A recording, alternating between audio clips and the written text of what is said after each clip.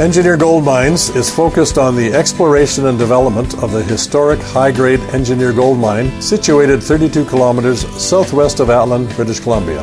Engineer Gold Mines is fully permitted for surface and underground exploration with the drill program now underway.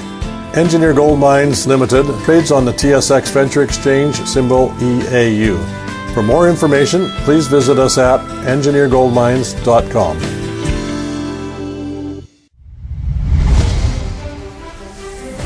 Welcome to the Goddard Report. Comments made on the Goddard Report and TalkDigitalNetwork.com are an expression of opinion only.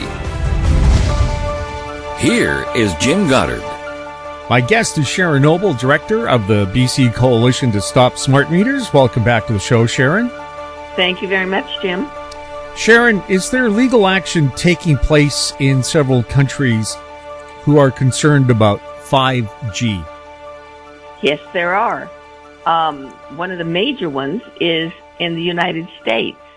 And there is a lawsuit being started by Deborah Davis, and many others are joining her, who are suing the Federal Communication Commission, which is comparable to our Health Canada in many ways. They set the standards for wireless radiation because their standards are so outdated. Their standards are basically the same as Canada's was until Health Canada did its very arbitrary reduction about 3 years ago. And people keep telling them that the science is indicative. There are strong studies showing that microwave radiation is dangerous. Yet the FCC's guidelines and Health Canada's guidelines are based on thermal radiation, which basically says if your body isn't heated, then it's not being harmed. So they're going after them on this basis and also saying the standards are completely inadequate for 5G. No studies have been done, and there's nothing that is going to be protective of the public from 5G. And the same thing is going on in Holland. The government there is being sued because they are allowing 5G to be installed or implemented in their country before it's been found to be safe. There are probably other countries right now that are thinking of such things. For instance, there are major hearings that have gone on in Australia recently, where people are speaking out about the fact that ARSANSA, which is the comparable body in Australia, also is maintaining their inadequate guidelines. Its standards also are the same as the U.S. and the standards that Canada had just a short time ago. Nobody in these agencies is paying any attention to the science, and they ignored for years the excellent studies versus the bioinitiative report, both of the bioinitiative reports, and the NTP study and the Ramazzini studies. This is unconscionable. They are supporting industry and at our expense. And there will be legal ramifications moving forward, I'm sure. Sharon, was there a problem in Australia to get the mainstream media to cover these concerns about 5G? The same thing as we have here. Australia is having a great deal of difficulty getting anything in the media about any of these studies. But so are we in Canada and in North America in general. The very important studies that I just mentioned, the bioinitiative reports, two of them, one I believe was in 2008 and the other one in 2012, the NTP study and the Ramazzini studies that were just released last year. And in addition, the PhoneGate scandal about the fact that cell phones are emitting much higher levels than they're allowed even by our inadequate standards. None of these things have made any of our media outlets. Only ones like yours, Jim, are even allowing any discussion about it. The telecommunications industry and the media seem to have a death grip on anything that's scientific that pertains to the telecommunications industry and wireless devices. And Australia is really, putting some pressure out there, and I think we should be doing the same thing. Is that because their media might be owned by major telecoms here in Canada? Of course, CTV is Bell. Rogers is City TV. Shaw owns Global Television. And one of CBC's biggest sponsors is Huawei on Hockey Night in Canada. Are any of those outlets going to cover anything that's critical of cell phones or Wi-Fi? Of course not. Of course not. And the newspapers are the same. I mean, you look at the newspapers. Who are the major advertisers and who owns some of them? There is no independent media that we can turn to that does anything major. We get smaller ones like the Tyee in Victoria. They have done some studies or they've done some reports on it, but none of the major ones. The last time I can remember anything significant was maybe about 3 years ago when Wendy Mesley on Marketplace did a program on cell phones. But there was no follow-up and very little discussion. And Wendy Mesley even allowed Health Canada to provide some erroneous information and very dangerous information. If you remember in Wendy Mesley's television show, she showed something from Health Canada which said that the cell phones were safe enough where children could sleep with them if they wanted to.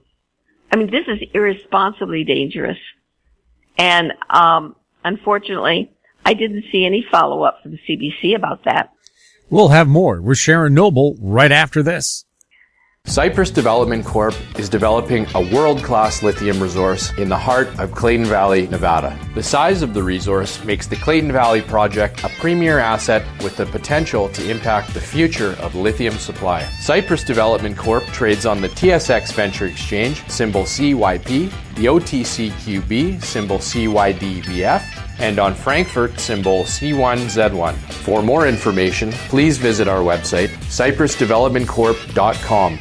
Media recognition from Bloomberg, Reuters, recycling trade publications. Patented process for 100% recovery of critical metals, including cobalt, lithium, nickel, manganese, aluminum. American Manganese is focused on recycling lithium-ion batteries for electric vehicles. American Manganese trades on the TSX Venture, AMY, the US, AMYZF, and Frankfurt 2AM. For more information, visit AmericanManganeseInc.com or phone me, Larry Ray, at 778-574-4444. Welcome back. We're speaking with Sharon Noble. Sharon, is BC Hydro still threatening people who want to keep their analog meters? Yes, but there are very few around who still have them. Hydro has managed to threaten, bully people, for the last, since 2013. And they're threatening people with power being shut off. It's a bad situation. And what's interesting, Jim, is that we're going to be seeing a new round of smart meters. We still haven't seen the costs that were incurred by this particular adventure. It was supposed to be $1 billion, yet the last financial report we saw was about 3 years ago, maybe even 4 years ago. I think it was 2016. Before the program has ended. And I've asked many times, and so have other people, for financial reporting of the true and actual costs and whether there have been any benefits. And we haven't been able to receive anything. And now, lo and behold, we do know that smart meters are having to be replaced because of their short lifespan. In 2017, 88,000 smart meters. It was reported in the Vancouver Sun, I believe it was. Maybe it was the province. One of them reported that 88,000 smart meters at a significant cost of close to $20 million were having to be replaced. And they said it was because there were faults. Well, if there were faults, the warranty would have covered it. Itron's warranty should have covered these faults. I believe it was because the smart meters had outgrown their lifespan. which is reported to be 5 to 7 years by the industry itself. And now, new smart meters that are going to be more able to handle the 5G requirements are being installed in some parts of the United States, and I think they'll be headed here pretty soon. And this will cause a brand new set of installations, probably by the same type of people who did them before, which is Corex. And these smart meters are going to be geared to extract more data from the smart appliances that we have and to communicate better through the Internet of Things. So this is another major cost. It's going to come and everyone's going to have to fight again. And what's another thing that most people don't realize is that every time one of the meters is changed, even if it's analog to analog, which never happened very often, because as we know, these analogs lasted 30, 40, 50 years. Every time a meter is exchanged, the lugs that hold them into place, those little things, those pincers that the meter fits into in the base, get spread. And when they get pulled out, it gets spread. Then when they get jammed back in, it gets spread. And that spreading causes an arc that will result in a fire. And so now we're going to face another round of smart meters being installed. And I don't have any technical information on it yet, but my guess is that these smart meters, because they are computers, most likely because they are plastic pieces of junk, just like the first ones were, they won't last any longer. So we'll be facing another set of smart meters being installed probably in another 4 or 5 years. And last time, those smart meters cost $1 billion. Will we be facing another $1 billion for these smart meters?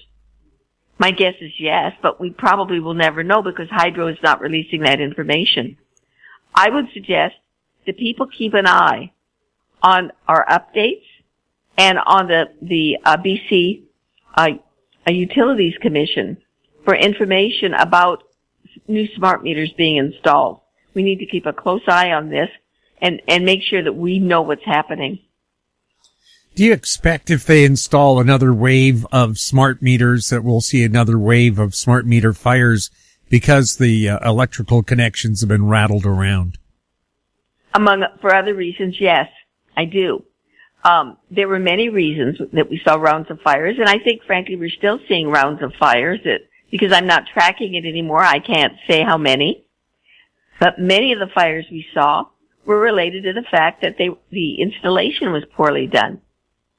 You know, they hired people straight off the street. They didn't use trained hydro installers. They used Corex people. They went the cheap way, and Itron knew it was going the cheap way, and they said, you know, we'll run the risk of a few fires and lawsuits. As I said, every time you change the meters, those lugs get spread. Also, they do it irresponsibly. They do not turn the power off. And so in many instances, we had people having power surges that blew out appliances and caused fires. There are many reasons why we saw the round of fires that we've seen, Jim.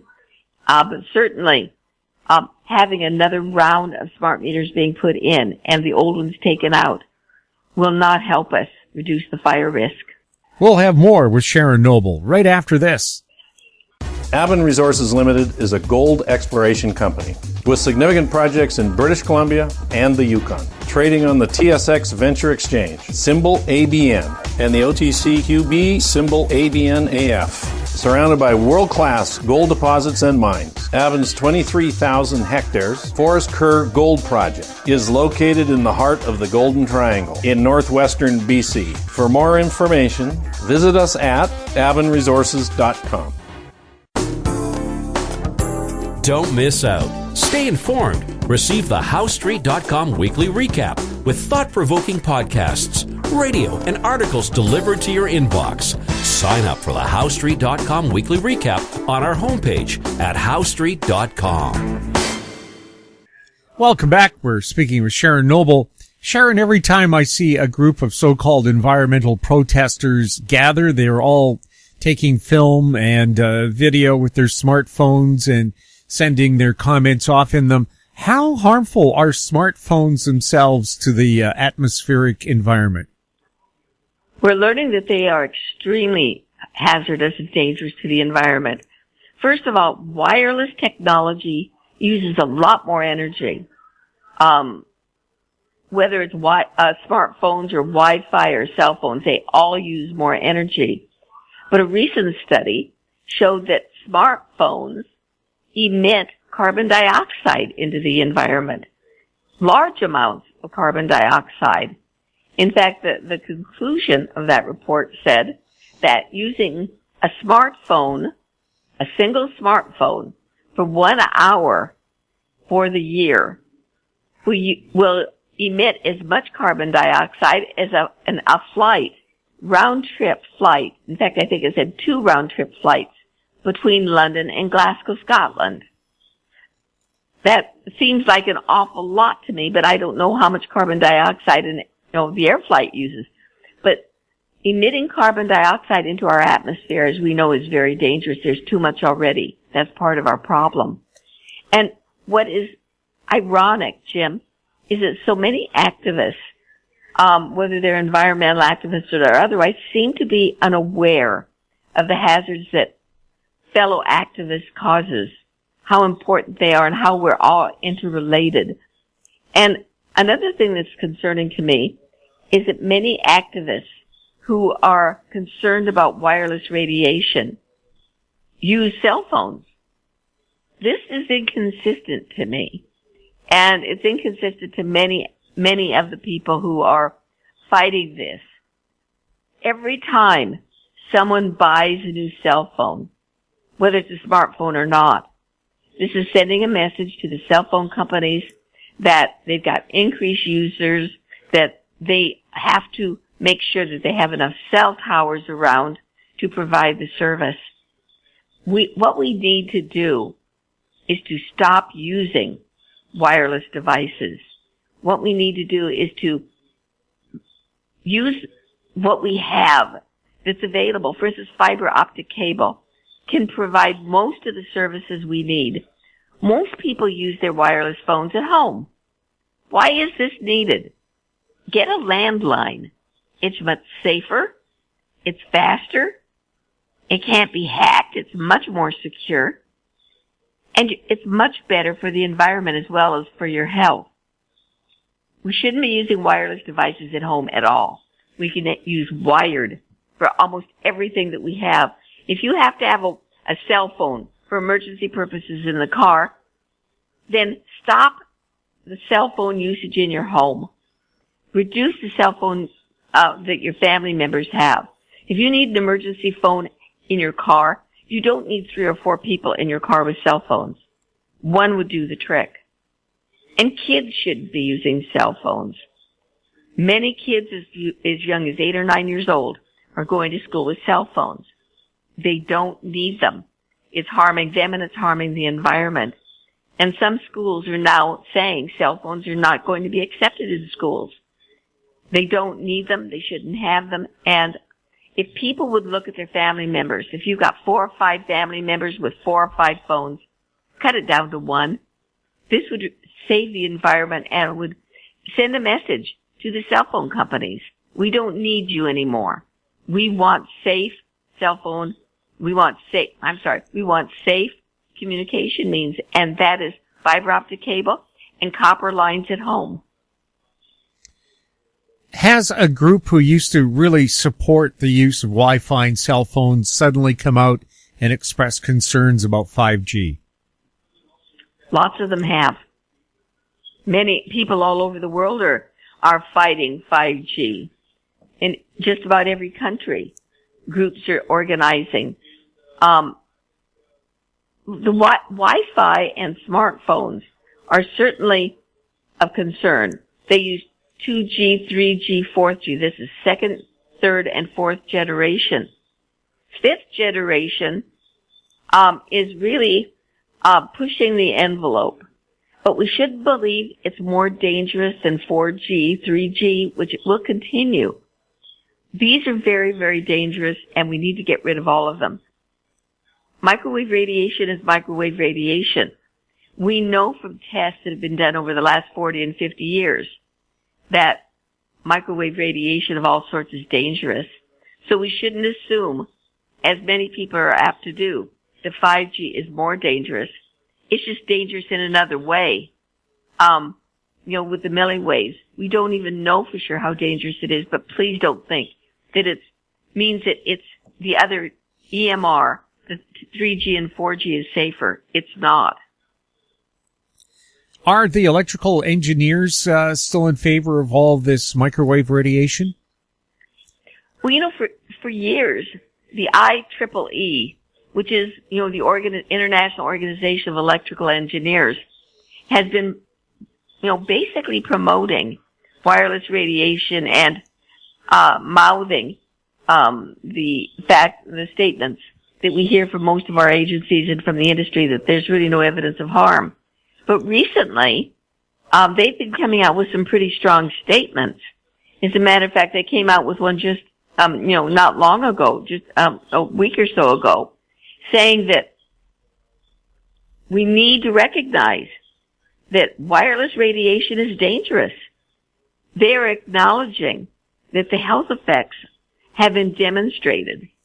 And I think this is really quite amazing, and I don't think many people are aware of this, that the EEE, the electrical engineers now, are supporting safer technology, such as fiber optic cable.